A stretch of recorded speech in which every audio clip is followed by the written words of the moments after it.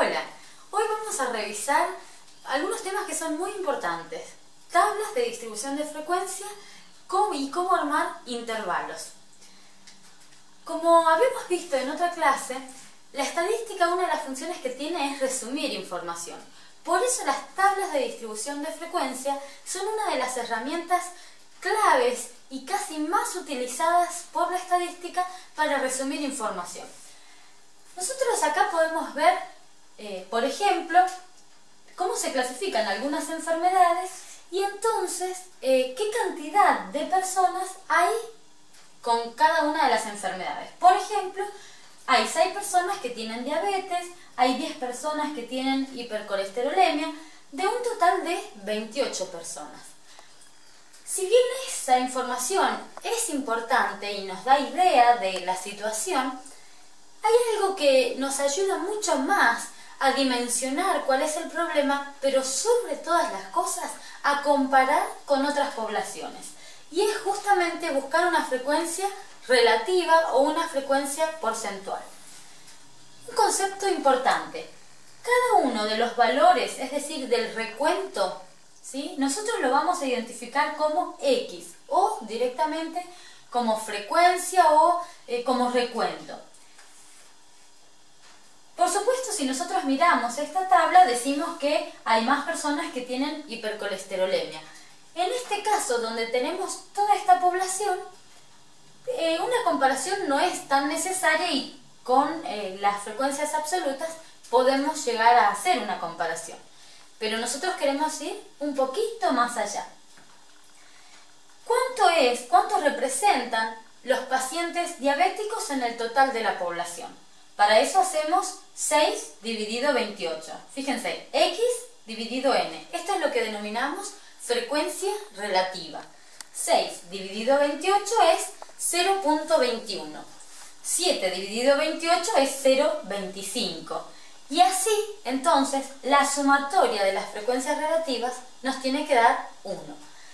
Si bien es una información importante, nosotros en general utilizamos la frecuencia relativa para hacer un cálculo más, que es la frecuencia porcentual. ¿Por qué? Porque cuando hagamos comparaciones vamos a trabajar con este número. ¿Cómo se calcula la frecuencia porcentual? A la frecuencia relativa la multiplicamos por 100 o de otra manera diríamos 6 dividido 28 por 100. ¿Sí? Entonces, ¿cuántos pacientes tienen diabetes? El 21,4%. ¿Cuántos pacientes tienen cáncer? 17,4%. ¿Sí? Hay otra frecuencia más que compone la tabla de distribución de frecuencia, que es la frecuencia acumulada. ¿Cómo calculamos la frecuencia acumulada? Fíjense, el primer casillero, yo lo único que hice fue poner, ¿sí?, la frecuencia de la primera casilla, 6. Ahora, para la segunda, lo que yo hice fue sumar 6 más 7, que da 13. Para la tercera casilla sumamos 6 más 7 más 10, o 13 más 10. Para la cuarta casilla entonces sumamos 23 más 5, lo que nos da 28. La frecuencia acumulada, cuando nosotros ordenamos de mayor a menor los valores, entonces podemos saber cuáles son los ítems que más afectan o que más influyen en el total. Si nosotros tuviéramos que ordenar estas enfermedades por orden, tendríamos 10, 7, 6 y 5.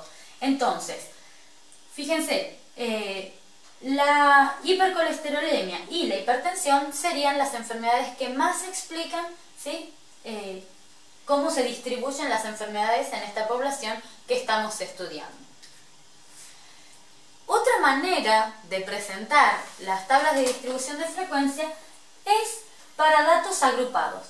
¿Por qué decimos que están agrupados? Fíjense, nosotros tenemos intervalos, por eso decimos que están agrupados. ¿Cuál es la diferencia con la tabla anterior? Acá tenemos una variable cualitativa, ¿verdad? Una variable cualitativa nominal.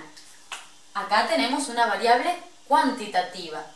Pero como una de las funciones de la estadística es resumir, ¿sí? Resumir información, lo que nosotros hacemos es armar los intervalos, agrupar, ¿sí? Para que sea más comprensible la información. Las frecuencias son lo mismo, frecuencia absoluta, frecuencia relativa, frecuencia porcentual y frecuencia acumulada. Hay otro tipo de tablas que también nos van a dar gran información, que son las tablas de doble entrada, ¿sí? O tablas de contingencia.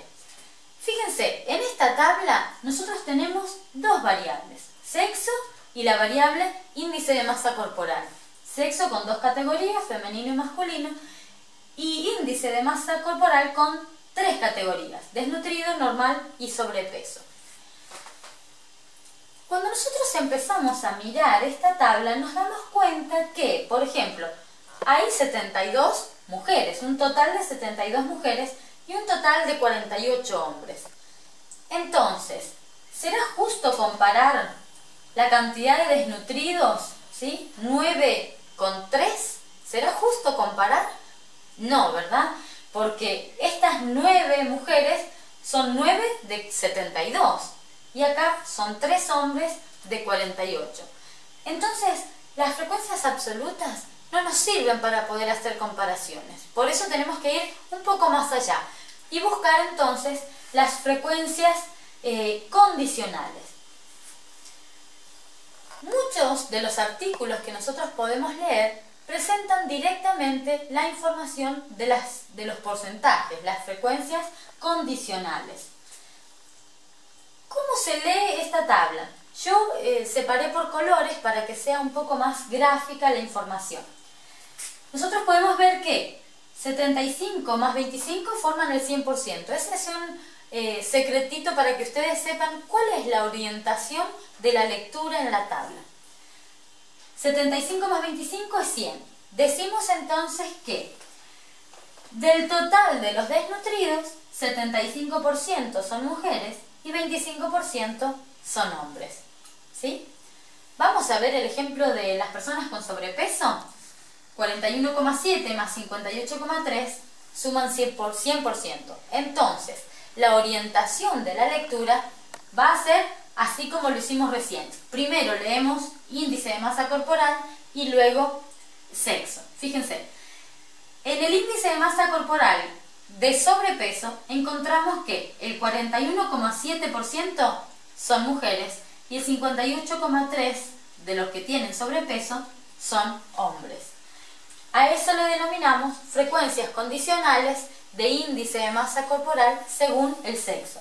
Fíjense, índice de masa corporal según sexo. Es decir que eso me va dando la dirección de la lectura. ¿Cómo llegué a esto? Fíjense, el total acá era 12. Si nosotros ponemos la primera diapositiva, acá el total es 12, 9, 3 y 12. Entonces, 9 dividido 12, 3 dividido 12 y 12 dividido 12. Con eso entonces formamos estos porcentajes, ¿sí?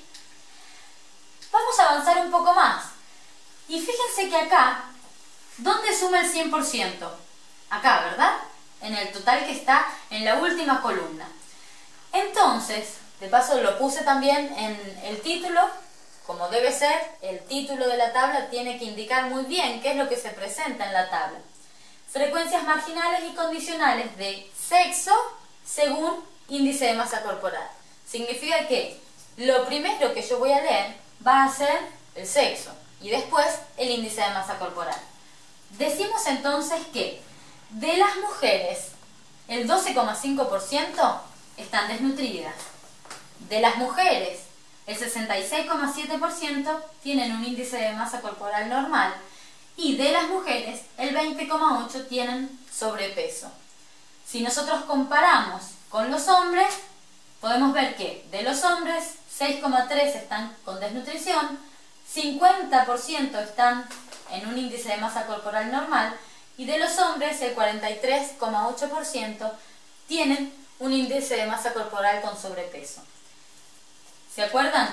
La primera diapositiva mostraba las diferencias que había. No era justo comparar 9 y 3 porque no es lo mismo 9 de 72 que 3 de 48. Ahora sí, entonces, nosotros podemos comparar. ¿Qué grupo tiene mayor desnutrición? Las mujeres, ¿sí? ¿Qué grupo tiene más sobrepeso? Los hombres. De esa manera, entonces, nosotros sí podemos comparar. Lo que hicimos entonces fue dividir 9 dividido 72, 48 dividido 72, 15 dividido 72, y para el caso de los hombres lo mismo. 3 dividido 48, que era el total, 24 dividido 48 y 21 dividido 48. ¿Sí? Entonces, vamos a avanzar un poquito más, porque yo recién les mostré una tabla de distribución de frecuencia con datos agrupados, con los intervalos ya armados. ¿Cómo hacemos para armar los intervalos? ¿Es una cuestión azarosa? ¿Tiene que ver con lo que nosotros queremos? No. Una de las maneras importantes, uno de los criterios que tenemos que tener para armar los intervalos es la bibliografía. Por ejemplo, si ya existen los rangos para el índice de masa corporal, ¿sí? Yo no puedo poner otros rangos. Una vez que yo tengo el cálculo del índice de masa corporal, me tengo que ajustar a lo que ya la bibliografía marca como rangos establecidos para el índice de masa corporal. Lo mismo, por ejemplo, para otras variables como, por ejemplo, síndrome metabólico. Ya hay tablas, ¿sí?, que van marcando cuáles son los rangos para clasificar a las personas con riesgo, sin riesgo. Entonces, me tengo que basar en eso. Pero ¿qué pasa cuando no hay bibliografía o mi estudio es diferente y entonces no me puedo ajustar a lo que ya existe en la bibliografía? Muchas veces tengo que armar yo los intervalos y no los puedo armar de acuerdo a mi imaginación, sino que me tengo que basar en criterios. Para eso existen ya una serie de pasos que están reconocidos como aceptables para el armado de intervalos.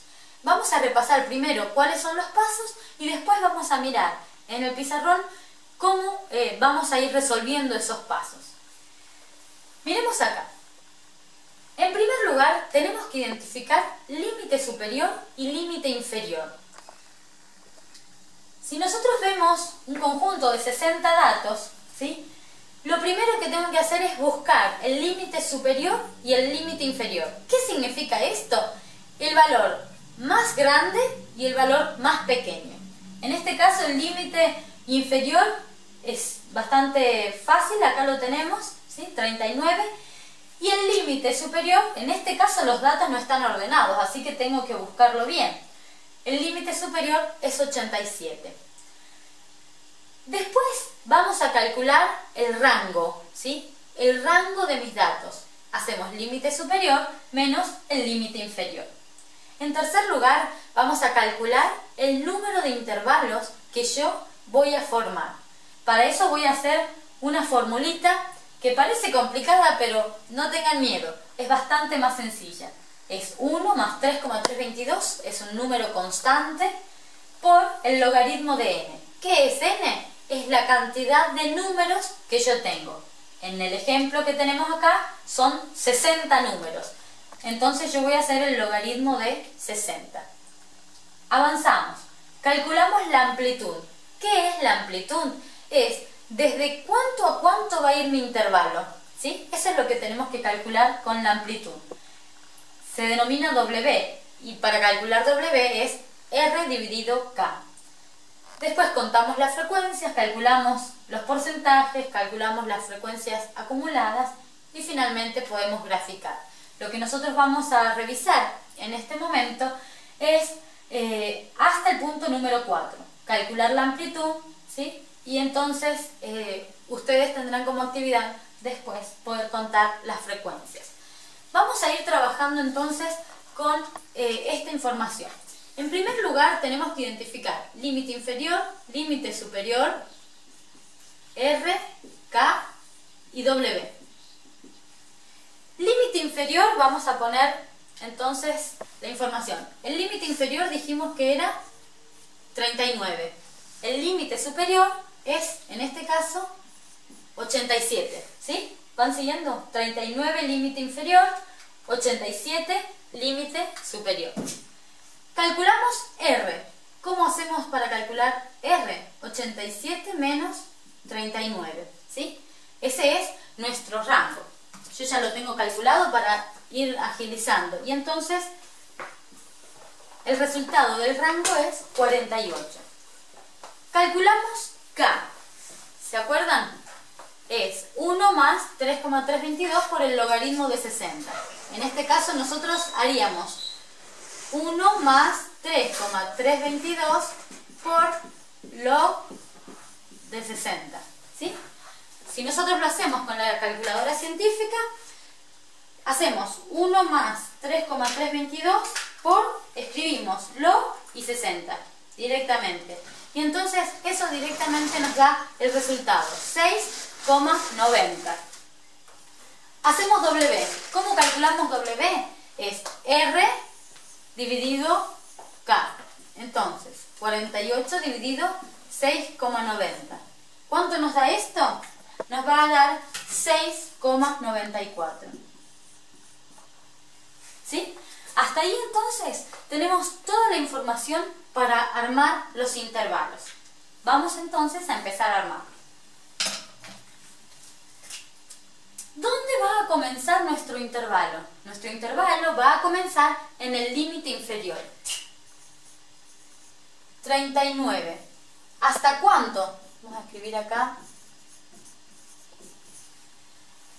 ¿Sí? Acá comienza mi tabla. 39 más ¿qué? Más la amplitud. 6,94. En este caso, acá, ¿sí? 39 más 6,94, directamente ponemos 46. ¿Dónde comenzamos el segundo intervalo? En 47. Esto es importante. Ningún intervalo, ¿sí?, tiene que tener repetidos los números, porque si no, ¿dónde ubicamos la información? Entonces, 47 más 6,94 o coma 6 directamente lo hacemos, entonces nos lleva a 54. 55 más 6, entonces 61, y de esa manera completamos los intervalos. 62, fíjense, 60 y... a ver, más 7 entonces podemos hacer acá, porque acá es 6,94, lo podemos redondear a 7, entonces 62, acá ponemos 63 más 7,70, 71 más 7,78, armamos entonces así los intervalos. ¿Y hasta qué intervalo vamos a utilizar? En este caso, ¿cuál era nuestro límite superior?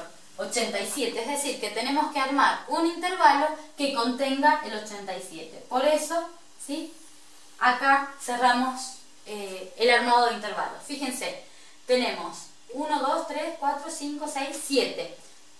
¿Cuánto era el número de intervalos que teníamos que formar? 6,9 o 7. Una vez que tenemos esa información, entonces podemos buscar en la lista y vamos armando. De 39 a 46, ¿cuántos números hay? Contamos, calculamos las frecuencias absolutas, que sería contar, calculamos las frecuencias relativas, las porcentuales y las acumuladas. Tabla de distribución de frecuencia es uno de los temas básicos. Es algo que nosotros siempre vamos a utilizar y es algo muy sencillo de hacer, ¿sí? A partir de este tema, entonces, sí vamos a poder armar gráficos, ¿sí?, y seguir avanzando en la estadística. Espero que les sirva y entonces que el cálculo de intervalos pueda ser también de gran utilidad para su